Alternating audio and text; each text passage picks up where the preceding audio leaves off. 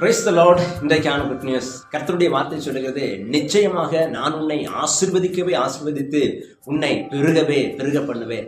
தேவன் நம்மை ஆசீர்வதிக்க விரும்புகிறார். நாம் பெருகும்படியாக தேவன் விரும்புகிறார்.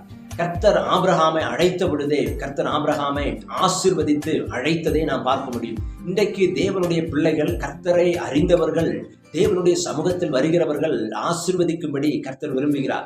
சாதாரணமான ஆசீர்வாதத்தை கர்த்தர் தன்னுடைய ஜனங்களுக்கு கொடுக்கவில்லை. இவர்கள் ஆசீர்வதிக்கும்படி கர்த்தர் விரும்புகிறார். பெருக பண்ணும்படி கர்த்தர் விரும்புகிறார். பாருங்க, சாதாரண ஆசீர்வாதம் என்று சொல்லும் பொழுது நாம் மாத்திரம் திருப்தியாக வாழ்வது. இந்த கர்த்தர் கொடுக்கிற ஆசீர்வாதம் என்று சொல்லும் பொழுது எல்லா விதத்திலும் அந்த ஆசீர்வாதம் இருக்கும். சரீரத்துல சுகபலம் இருக்கும், நீடோடி ஆயுசாக வாழ்வோம், எந்த குறைவில்லாமல் வாழ்வோம், சந்தோஷத்தோடு சமாதானத்தோடு வாழ்வோம், ஃபைனான்சியல் ஒரு பிளஸ்ஸிங்காக இருப்போம். இப்படி எல்லா விதத்திலையும் ஆசீர்வதிக்கிற ஆசீர்வாதம் தான் தேவனிடத்திலிருந்து வருகிறது. இன்றைக்கு தேவன் அப்படிப்பட்ட ஆசீர்வாதத்தை நமக்கு தர விரும்புகிறார். ஆபிரகாமை கர்த்தர் ஆசீர்வதித்த விதத்தை நம்ம பார்க்கும் பொழுது எந்த குறைவும் ஆபிரகாமுடைய வாழ்க்கையில் இல்லை. ஆபிரகாம் போனது நிமித்தமாக தேசம் ஆசீர்வதிக்கப்படுகிறது. யாரெல்லாம் ஆபிரகாமோடு சேருகிறார்களோ அவர்கள் ஆசீர்வதிக்கப்பட்டார்கள். இப்படி ஆபிரகாமுடைய ஆசீர்வாதம் தேசத்துக்கு பயனுள்ளதாக இருக்கிறது.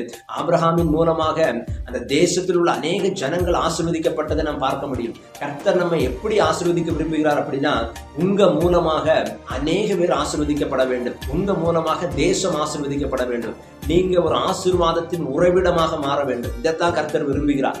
இந்த ஆசீர்வாதத்தை கர்த்தர் உங்களுடைய வாழ்க்கையில் தந்து தேசத்துல, குடும்பத்துல கர்த்தர் உங்களை பெருக பண்ணுவார். உங்களை ஆசீர்வதிப்பார். உங்களை பெருக பண்ணுவார். இந்த வசனத்தின் மூலமாக ஆசீர்வாதத்தை விரும்புங்க.